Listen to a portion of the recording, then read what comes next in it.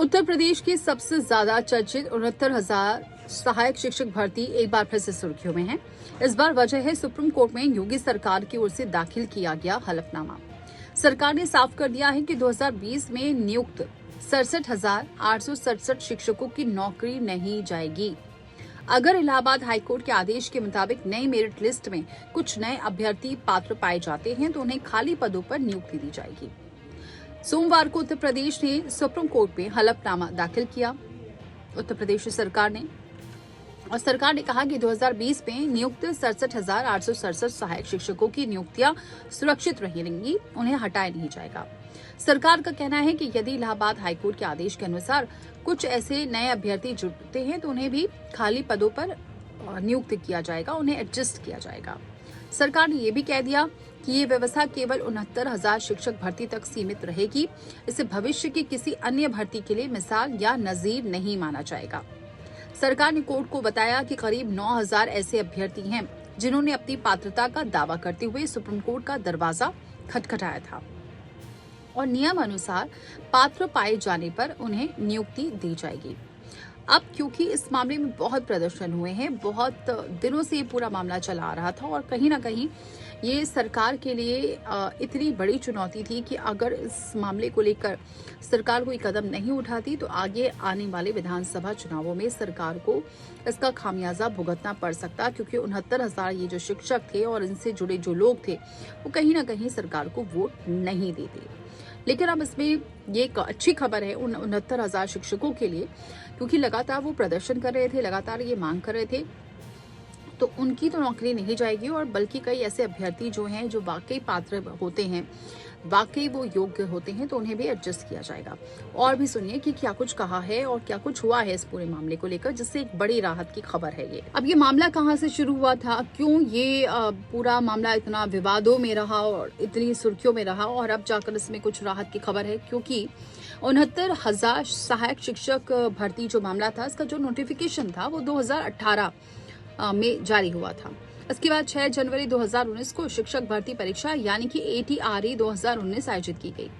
परीक्षा के अगले ही दिन 7 जनवरी 2019 को राज्य सरकार ने सामान्य वर्ग के लिए 65% और आरक्षित वर्ग के लिए 60% न्यूनतम ये उत्तीर्ण कर तय कर दिया। अब यहीं से विवाद की शुरुआत हो गई। कुछ अभ्यर्थियों ने इस फैसले को मनमाना बताते हुए इलाहाबाद हाईकोर्ट में चुनौती दे दी। हालांकि 6 मई 2020 को इलाहाबाद हाईकोर्ट ने सरकार के फैसले को सही माना और उसके बाद मामला सुप्रीम कोर्ट पहुंच गया। लेकिन 18 नवंबर 2020 को सुप्रीम कोर्ट ने भी हाईकोर्ट के फैसले को बरकरार रखते हुए सभी अपीलें खारिज कर दी। अब कोर्ट के फैसले के बाद 1 जून 2020 को क्वालिटी पॉइंट के आधार पर 67,867 अभ्यर्थियों की चयन सूची जारी की गई। हालांकि अनुसूचित जनजाति यानी कि SC/ST वर्ग के लिए 1,133 पद योग्य अभ्यर्थी नहीं मिलने के कारण खाली रह गई। यही वो पद है जिन पर अब नई मेरिट सूची के आधार पर पात्र अभ्यर्थियों को नियुक्ति दिए जाने की संभावना जताई जा रही है। भर्ती प्रक्रिया के दौरान सबसे बड़ा विवाद आरक्षण को लेकर ही सामने आया था। अब इसी को लेकर अब बात क्लियर हुई है कि सरकार कोशिश कर रही है कि इन जितने भी पात्र लोग हैं उन्हें भी एडजस्ट किया जाए और 69,000 जो शिक्षक हैं उनको भी उनकी भी भर्ती की जाएगी, उनकी नौकरी नहीं जाएगी, तो एक राहत। लेकिन अब क्योंकि आपने देखा होगा कि इस पूरे मामले को लेकर विवाद इतना ज्यादा गहरा गया था कि प्रदर्शन लगातार हो रहा था, लेट कर प्रदर्शन कर रहे थे। डिप्टी CM ब्रजेश पाठक के घर, डिप्टी CM केशव प्रसाद मौर्य के घर पर, तमाम लोगों के, बड़े बड़े नेताओं के घर पर जाकर इन 69,000 शिक्षकों ने प्रदर्शन किया था। अब क्योंकि मामला अब राहत में आई है तो कहीं ना कहीं इससे सरकार को भी फायदा होने वाला है, क्योंकि ये 69,000 जो शिक्षक थे ये उस आंदोलन में भी गए थे जो अभी हाल ही में हुआ। अभी 2 दिन पहले ही ये आंदोलन खत्म हुआ है, CJP वाला, इसमें भी शामिल हुए थे।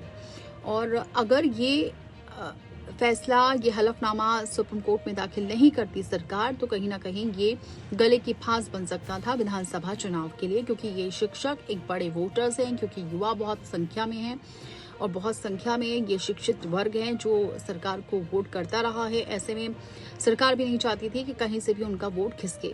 तो एक बड़ी राहत की खबर तो है ही, लेकिन सरकार के लिए भी जो गले की फांस थी, 69,000 शिक्षक बने हुए थे, उनको एक राहत दी है। और उनके लिए भी जो एसटी वर्ग से भी आ रहे थे और उनको अपात्र बताया जा रहा था, उसके लिए भी एक बड़ी बात कही गई है कि अगर वो योग्य हैं तो उन्हें भी खाली पदों पर एडजस्ट किया जाएगा।